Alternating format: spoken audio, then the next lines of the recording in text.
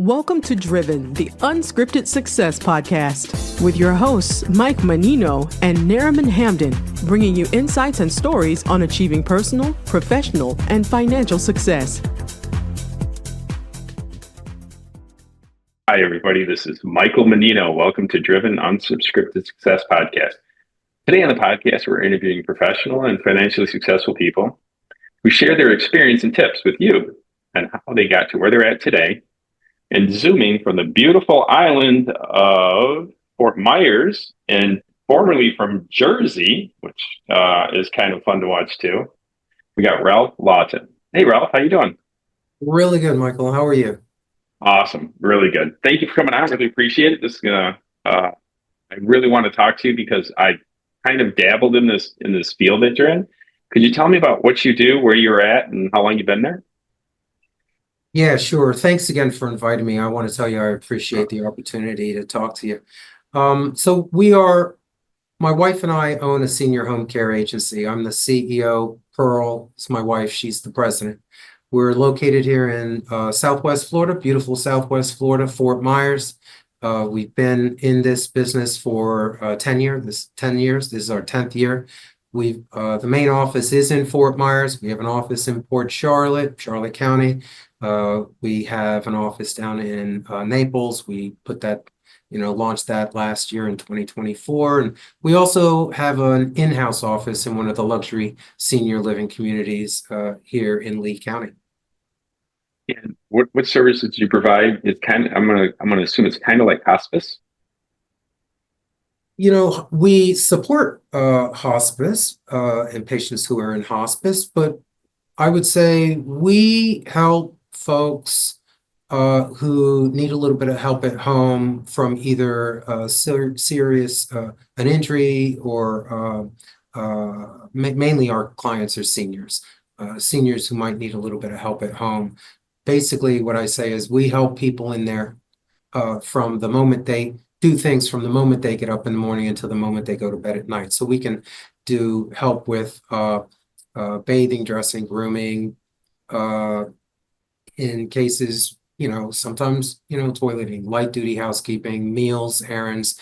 When people are discharged from hospitals, they'll be discharged with plans of care. We assist in managing that plan of care while our clients are in their home to help them recover and avoid readmission. So that's what we do for our clients. Nice. Awesome. Great.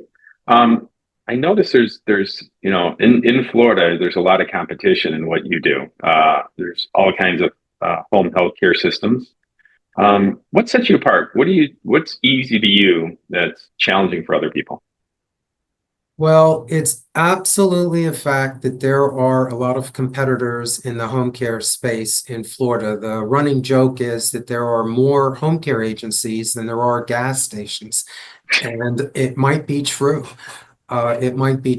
But look, if you're in this business, having differentiation that matters is really important. Not everybody operates the business in the same manner. For Heart, Body, and Mind, we started, like I said, back in 2015, and took about 4 years to really learn the business through 2019. In 2020, we realized for us to be as successful as we wanted to be and to provide the level of care that we wanted to provide our clients, we had to change our model and make a difference. So we specialize in Alzheimer's and dementia, Parkinson's care, as well as complex cases. So that's the difference between us. People who are referred to us by healthcare providers or others, or look us up on the website and we do consults, we take those more challenging cases and dementia-related cases. And the reason why we can do that is because we are nationally certified in everything in Alzheimer's and everything in dementia and everything in Parkinson's. We're national trainers. We can train people who operate senior living communities and give them national certifications. So back to the basis of your question, that journey started in 2020 We wanted to provide excellent care. What did that look like? Well, to do that, you needed to have trained people in the office staff, and then that training needed to be disseminated to our people in the field. We have, roughly about 160, 170 people that we employees in the field, day in, day out. And so rather than have them train online, or et cetera, we do hands-on training in our office. And that's one of the things that differentiates us.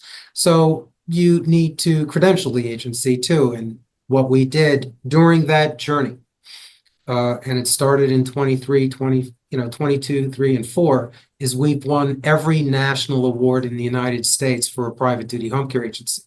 Some are on behind me, and there are others. So that's through anonymous satisfaction surveys of our clients. 120 clients a year get called by a company, and we're ranked in the southern region. We're ranked in North America, including Canada. We've been in the top 100 in satisfaction ratings 2 years in a row in all of North America. Last year in September, we were awarded the Memory Care Seal of Excellence by the National Council of Certified Dementia Practitioners out of Chicago. And that's because they evaluated our memory care care delivery and our experience. It went on for several months. And we became the first home care agency in the country that earned that award. And so the first one. Nice, congratulations. The CEO awarded that to us. And it didn't happen, obviously, overnight. It started in 2020. It was a long journey. So if you ask me what differentiates us, it's all that stuff that we did for 4 years before, right? Where we are experts at what we do. We know how to staff cases. We know how to supervise cases, and we take the hard ones, And so not every client is the right client for us, right? But the right client for us will get exceptional care, and we can prove it. Nice. Well, it looks like you said every award out there. That's pretty impressive. Congratulations. You're welcome. It's hard for someone to get all of them. I do some competitions, and trust me, it's not easy. It isn't easy. And we didn't start saying, hey, let's go win awards, but we just did our business. And then from that, we started to become recognized. Nice. I'm taking notes for that. Winning awards. That's one of the keys to success is winning awards, doing it. And you didn't look like you went out to, wasn't an objective of yours to go win awards. You just happen to win awards for being so good at what you do. Yeah, for us, of course, yeah, we weren't like, hey, let's see if we can win an award. It was, right. Let's train ourselves to be really good at what we do and train our caregivers. So we had in home care providers, the direct care providers, they're very much economically fragile. They can get paid minimum wage or a bit more, and they don't always have the opportunity to get upskilled, right, in this business. And so we thought, well, one thing to be excellent is we have to provide really great training and ongoing training, which is why we brought it in-house to do it ourselves. And by doing that over the course of years, it helped us retain our caregivers longer. Our turnover rate is really low. This industry's turnover rate, I have the number for 2023. I don't have 2024 yet, but 2023 was 79.2%, right? And what's your turnover rate? And that's nationally, right? That's national. 79. Well, that's a high, dude. I've employed people. That is the highest number I've ever seen in turnover rate. It Well, literally is right the around highest ever. COVID, it was around 82%. You know, but I'll tell you, typically in the 10 years I've been here, it's always hovers around 65%. There's a lot of attrition and turnover, and people come in and go out of the field. It's a So hard job. what's my turnover rate? In 2023, our turnover rate was 39.3. You're So at half. You're at half of what everybody else is at. half, and I was super proud of that. You know, God, you have to be. I was really proud of that. And right now it is for the last 12 months. Get this, for the last 12 months, it's just under 20%. Wow. So Wow. a lot has gone into it, but the training, they get really good training here, and that matters. And by doing what we do, we're able to, we work with people who find value in the higher level of care that we provide. That part's true. And so that allows us to pay a little bit better. And being able to, pay a little bit better, we also provide 401k with matching, and we provide PTO benefits to our caregivers. In this business, I was talking about they're economically fragile. Well, almost no home care agency gives benefits to care providers. Really? Don't. Zero. Yeah, it's like really low. It's uncommon. And so it's minimum wage or a little bit more than minimum wage and no benefits, and For that job, that's a tough job. It's a tough job. And so if you can find a solution to some of those issues, then people will stay with you. This is a business where, with some of our employees, a flat tire is a major life disruption, or car problems. You and I would not have an issue, but they may have only one car in the family, or they might paying for a flat tire, replacing a tire is a lot of money, and so doing as much as we can to support our employees in the field. We say meeting them where they are, understanding that lifestyle and the challenges that they have, providing them career ladder opportunities that others don't, providing benefits like I just mentioned. When it's not a singular thing, it's several things together. And what you get is 39% turnover in 2023 and 20% turnover in the last 12 months. So we're definitely heading in the right direction. And you just have to put the effort in and think about it every day. I'll say this, everybody talks about the customer first. And I did come to learn recently, especially after COVID, that it's important in our business to be what we say caregiver centric, caregiver first. It's about the caregivers. If we have the right caregivers, their attitudes are right, that they want to be here, they'll treat our clients right, and the family. And so it is a little bit of a different model, but we came after COVID. That's some of the learnings that we got. Nice. You answered a lot of questions. You're killing me on the interview, because the next one, if someone listening, how can you get better at what you do? You just laid it all out. You killed that next question. Awesome. Thank you. And you kind of remind me, I remember on Delta Airlines, they said something, the most important thing to us is our crew and passengers. And I think it was they made it equal in their presentation. Right. And that's kind of what you're saying is, one of the secret sauces to what you do. Absolutely. We didn't start there, we arrived there, but we thought that, look, we had those high turnovers back in the day, and how do we address that? Well, it was multi-factors. And if our kid, and you know what we get from that too? Referrals, caregiver referrals, referring their friends. We say, send us somebody just like you, right? Right. Yeah.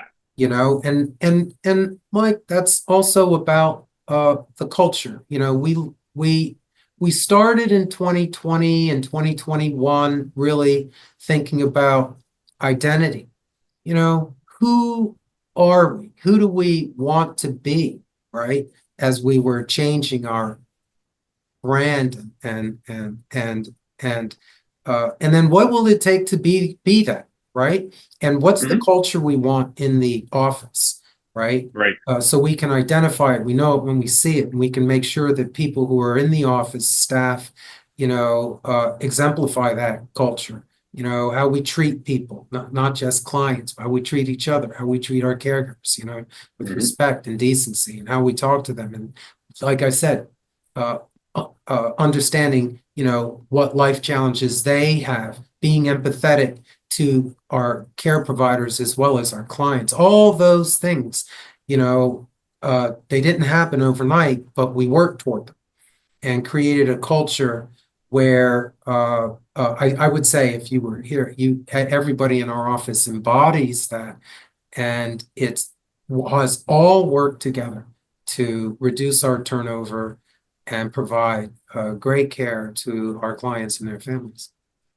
I'm sure you listen to your clients and your employees equally. Hey, so 10% of all of our clients get surveyed anonymously by a national survey company every month.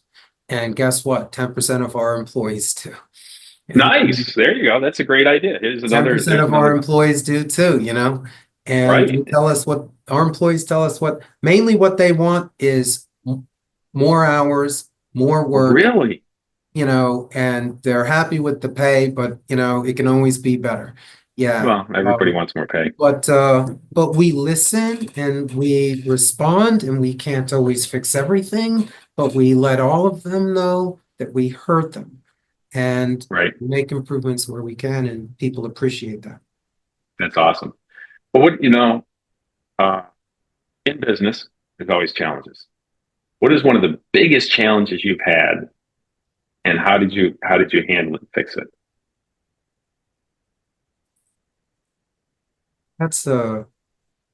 There's so many. I'd say one of the biggest ones that you could help out somebody. I'm not gonna go with. I could always say workforce. Workforce is the biggest challenge, right? And talent. But we talked a little bit about that. I'll tell you something else that was a challenge for me that might help some other folks is learning the business well. Becoming an expert in the business was a challenge. I had a prior business career, so did my wife. We thought, hey, let's do this. We have good processes, systems, etc. We're pretty good at it. What we didn't have was mentors, right? There you go. And I mentioned early in this podcast that in 2020 we pivoted. In January 2020 we pivoted. Well, we were open for 4 years prior to that, and it was doing okay, but not working the way we want. What were we missing? We weren't networking with our peers. We weren't in state or local industry associations. We didn't develop relationships with folks who had more experiences with us, with that business. And I think had we done that in the earlier days, we would have grown the business faster. We would have avoided some mistakes. And so I would say to folks, particularly if it's early days or they're considering getting into something, is these professional organizations, associations, professional associations, things like that, seek out mentors, be active in the chamber, right? And go to the conventions. I'm big with conventions. I go all over the country to our industry conventions, and become a student of the business, and don't just go by your gut. Gut is really just kind of a reflection on maybe memory, things that might have happened in your past, and you kind of use your gut, and your instincts. But sometimes what you need is, real data and information and guidance. And so if I said to anybody, it's about be active in networking within your industry, etc. That would have helped us get here faster. Nice. Good. That's a great idea. Sounds like things are going really well for you in your business. Looking forward to the future, wondering how you turn you started a business and now you're making income. What do you do to change your active income to passive income? How do you invest? What do you do after that? Yeah. After you get successful? Okay. So, well, we do have a financial planner, financial consultant. So that's been going on, and we have been on that ride. We do invest, dabble in real estate. We have a few properties. Do you mind? We kind of talked off camera. You telling me the Yeah. one that they have, because I love that space. I love that area. Well, I you love are that the area. expert. I'm glad I met you. I could bounce ideas off. But look, back in the day, we did a little bit of buying small homes, condos, lots, and we flipped some, rented others. So we were landlords.